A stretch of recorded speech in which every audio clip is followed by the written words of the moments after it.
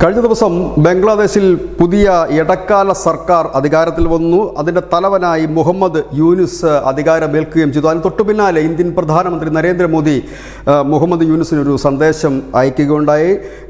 ഈ പ്രധാനമന്ത്രി പദം ഏറ്റെടുത്തതിന് ശേഷം മുഹമ്മദ് യൂനുസ് ഈ പ്രധാനമന്ത്രി പദം ഏറ്റെടുത്തതിന് ശേഷം ആദ്യമായി അദ്ദേഹത്തെ അഭിനന്ദിച്ചുകൊണ്ടും ചില കാര്യങ്ങൾ പറഞ്ഞുകൊണ്ടും സന്ദേശം അയക്കുന്ന ആദ്യ ലോക നേതാവ് മോദി തന്നെയാണ്. ആ സന്ദേശത്തിൽ അദ്ദേഹം പറയുന്ന കാര്യം വളരെ വ്യക്തമായി തന്നെ പറയുന്നു. ഹിന്ദു സമൂഹത്തിനെതിരെയും ഒപ്പം തന്നെ ന്യൂനപക്ഷങ്ങൾക്കെതിരെ നടക്കുന്ന ആക്രമണങ്ങൾ അവസാനിപ്പിക്കണം, അവരെ സംരക്ഷിച്ചേ മതിയാകൂ എന്ന് മുഹമ്മദ് യൂനുസിന് അയച്ച സന്ദേശത്തിൽ പറയുന്നു.